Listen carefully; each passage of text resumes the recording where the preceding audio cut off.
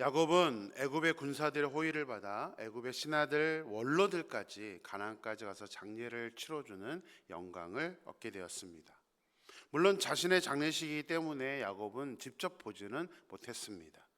사실 그 영광은 고스란히 요셉과 그 형제들이 받는 것입니다. 그런데 그렇게 성대하게 아버지 야곱의 장례가 치루어졌는데 요셉의 형들은 뜬금없이 두려움에 빠지게 됩니다. 15절 말씀 보겠습니다. 요셉의 형제들이 그들의 아버지가 죽었음을 보고 말하되 요셉이 혹시 우리를 미워하여 우리가 그에게 행한 모든 악을 다 갚지나 아니할까 하고, 아버지가 계시지 않으므로 요셉이 자신들을 미워하지는 않을까, 요셉에게 행했던 악을 갚지는 않을까, 뜬금없이 두려움에 빠졌던 것입니다. 아마도 그동안 형들은 요셉이 아버지 때문에 어쩔 수 없이 자신들을 돌보아 준 것이라 생각을 했던 것 같습니다. 16, 17절 말씀도 보겠습니다.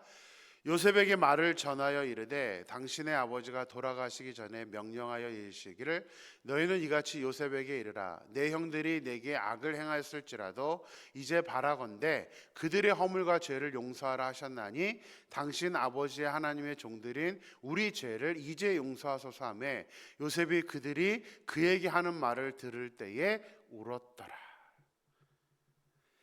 자, 이 말은 뭐죠?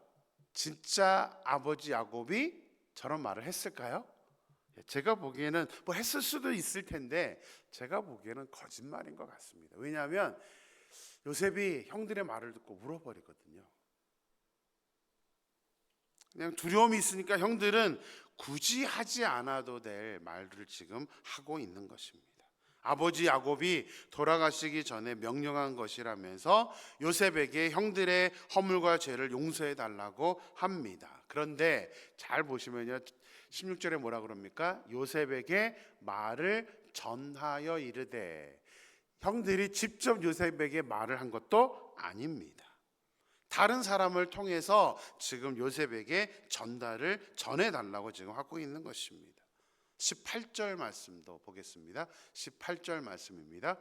그의 형들이 또 친히 와서 요셉의 앞에 엎드려 이르되 우리는 당신의 종들이니이다. 사람을 통해 먼저 말을 전한 후에 형들은 이제 친히 요셉을 찾아갑니다. 먼저 말을 전한 것은 찾아와 요셉을 대면했을 때에 자신들을 선처해 줄 것을 기대했던 것입니다. 머리를 좀 쓴 거죠. 그런데 동생한테 찾아와 놓고 8절 말씀은 뭐라 그럽니까? 형들이 요셉의 앞에 엎드립니다. 그리고 동생에게 자신들을 당신의 종들입니다라고 표현을 합니다. 물론 요셉이 애굽의 총리였기 때문에 형들과 신분의 차이가 있는 것은 사실입니다. 그래도 이미 오래전의 일이고 요셉이 형들을 만났을 때에 다 하나님의 섭리였다면서 요셉은 용서를 해 주었습니다. 그리고 애굽에 와서도 이미 17년이라는 기간을 살았었죠. 형들도 애굽의 고위 관료였습니다. 물론 표면적으로 신하는 맞긴 맞지만 그래도 지금 아버지의 장례식이 끝난 후에 개별적으로 만나는 자리에서 동생에게 지금 절을 하고 자기를 종이라고 낮추고 있는 것은 요셉에 대한 두려움이 그만큼 컸다는 것이죠. 아직도 과거의 일로 근심하고 거짓말을 생각해내는 것을 보면 이 죄라는 것이 인간의 마음에 얼마만큼 옥죄고 있는지 자유를 주지 않는다는 것을 오늘 본문 말씀을 통해서 깨닫게 됩니다. 형들의 말을 듣고 요셉은 울어버릴 정도로 형들의 모습은 안타까운 모습이었습니다. 우리들도 때론 잊지 못하고 마음에 담아놓는 죄의 모습이 있습니다. 미안함, 꼭 죄만이 아니라 누군가에게 우리가 잘못한 것이 있게 되면 그 죄책감, 미안함 때문에 그것이 우리를 올가매고 있을 때도 있습니다. 히브리서 12장 1절을 보면 이것을 이렇게 설명하고 있습니다. 이러므로 우리에게 구름같이 둘러싼 허다한 증인들이 있으니 모든 무거운 것과 얽매이기 쉬운 죄를 벗어버리고 인내로서 우리 앞에 당한 경주를 하며. 성경은 죄의 속성을 알고 모든 무거운 것과 얽매이기 쉬운 죄를 벗어버리라고 말씀하고 있습니다. 그 굴레를 굳이 우리가 뒤집어 쓰고 있을 이유가 필요가 없다는 사실입니다. 물론 우리가 죄를 안 짓고 살 수만 있다면 좋겠지만 우리는 어쩔 수 없이 죄를 짓기는 합니다.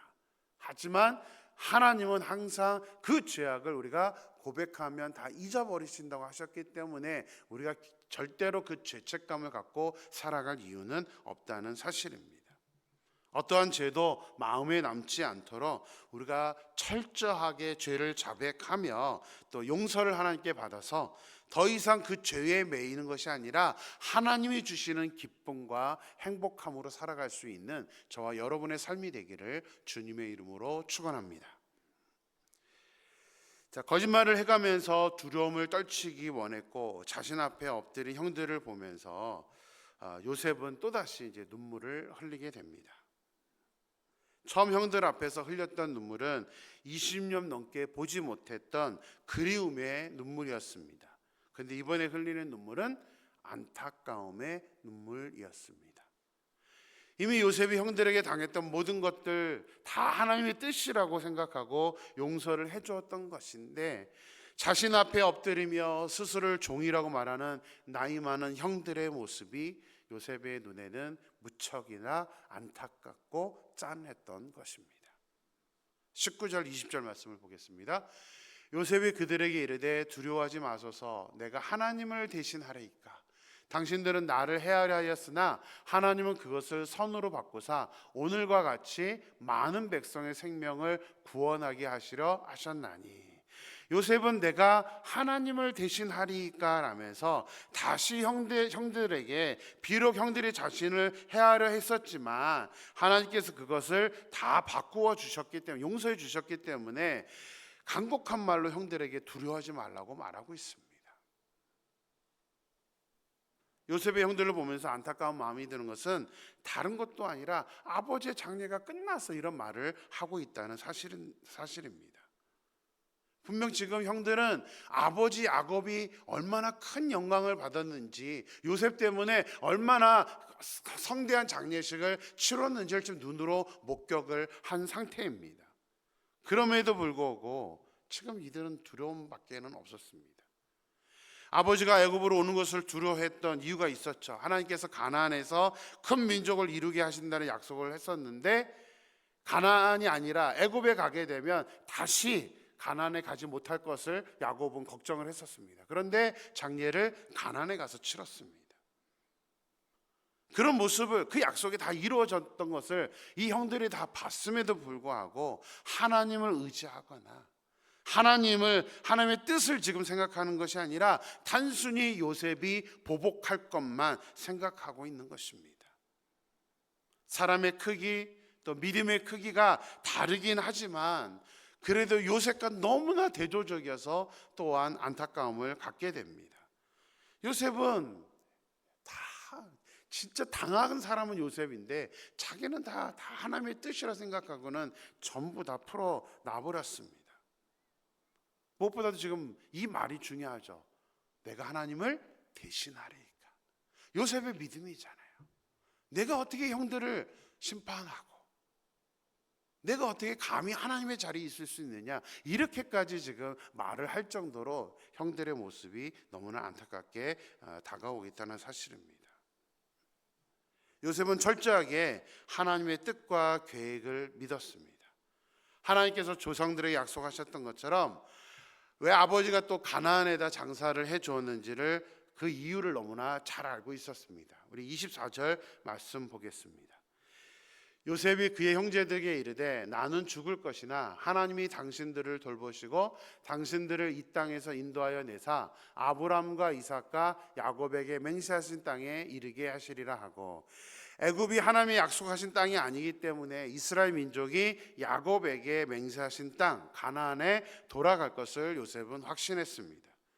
그래서 요셉 역시 이스라엘 자손에게 자신이 애굽에서 죽게 되면 출애굽을 할 때 자신의 해골을 메고 가나안에 매장해 달라고 유언을 남깁니다.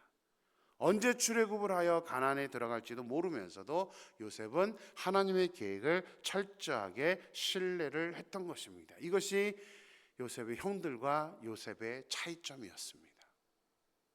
우리의 모습을 보기를 소망합니다. 우리가 모든 상황을 판단해 시시각각 하나님을 대신하려고 하면서도 그 사실조차 인식하지 못하고 있지는 않습니까? 하나님의 약속을 믿기보다는 요셉의 형들처럼 현실적인 문제에 대한 두려움에 빠지고 있지는 않습니까? 창세기의 마지막에 나오는 이 요셉의 모습을 보면서 도전을 받기를 소망합니다. 자신이 하나님을 대신할 수 없다는 그 믿음, 또한 철저하게 하나님의 계획을 신뢰하고 약속에 있는 가나안 땅을 바라보았던 그 믿음, 우리도 요셉처럼 내가 인생을 주관하려고 하는 것이 아니라 나의 계획과 생각에만 맞추어서 인생을 사는 것이 아니라 하나님의 뜻에 초점을 맞추고 영원한 천국을 바라보면서 살아갈 수 있는 우리 모두의 인생이 되기를 주님의 이름으로 축원합니다. 기도하겠습니다. 하나님, 오늘도 새로운 하루를 저에게 허락하시고 말씀을 통하여서 하루를 시작할 수 있게 하심에 감사를 드립니다. 오늘 요셉과 요셉의 형들의 모습을 대조적으로 우리가 또 보면서 또 하나 여러 가지 도전을 받습니다. 요셉의 형들은 자기 아버지가 얼마만큼 성대하게 장례를 치루었는지를 눈으로 목격하고 있습니다. 그 모든 것이 요셉 때문에, 아니 하나님 때문에 그랬다는 사실을 그들은 알고 있고 목격했음에도 불구하고 아버지가 죽자 뜬금없는 두려움에 빠지게 됩니다. 아버지 하나님, 이 형들의 모습으로 끝나는 것이 아니라 우리도 그와 같은 모습을 할 때가 많습니다. 하나님의 약속이나 하나님의 뜻을 신뢰하기보다는 현실적인 문제를 보면서 우리가 두려움에 빠지곤 합니다. 하나님이 함께 하실 것, 이미 모든 것을 용서받았고 하나님이 함께 하시고 있는 그런 상태를 누리고 있음에도 불구하고 형들이 두려움에 빠졌던 것은 바로 우리들의 모습과도 동일합니다. 하나님, 그래서 성경은 모든 얽매이기 쉬운 죄를 벗어버리라고 우리에게 말씀하고 있습니다. 그것이 우리를 누르고 무거운 것이 되는데, 우리가 그래서 어떤 것이든 정말 죄악 안에서 살아가는 것이 아니라 우리가 하나님 앞에 죄를 지었던 것들, 또 죄책감이 있다면, 또 미안함이 있다면 이 모든 것들을 온전히 기도함으로 말미암아 다 털어버리고 하나님이 약속하신 그 약속을 믿고 우리가 자유함을 누릴 수 있도록 역사하여 주시옵소서. 아버지 하나님, 또 오늘 요셉과 요셉의 형들의 모습을 우리가 대조적으로 보았습니다. 요셉은 하나님을 대신할 수 없다면서 그 믿음의 올바른 중심의 모습을 가지고 살아가고 있었고, 하나님의 뜻을 믿었기 때문에 애굽에서 끝나지 않을 거라는 것을 하나님, 요셉은 믿고 나중에 자기 해골을 가지고 나가달라고 부탁을 하고 있습니다. 그러나 요셉의 형들은 지금 눈앞에 있는 그 두려움만 봤습니다. 왜 하나님이 자신들을 애굽으로 이끌어 왔는지 그 사실조차도 이제는 잊어버리고 두려움에 빠져 있었던 것입니다. 하나님, 소망합니다. 저희들의 믿음을 성장시켜 주셔서 저희도 요셉처럼 하나님을 온전히 믿으며, 무엇보다도 내가 원수를 갚는 것이 아니라 하나님, 모든 것이 하나님의 뜻이고 하나님의 주권임을 우리가 믿으면서 하나님을 대신할 수 없다는 그 믿음을 가지고 무엇보다도 하나님의 뜻과 계획을 신뢰하면서 두려워하지 않고 나아갈 수 있는 저희들의 삶이 될 수 있도록 인도하여 주시옵소서. 거룩하신 예수님의 이름으로 기도드렸습니다. 아멘.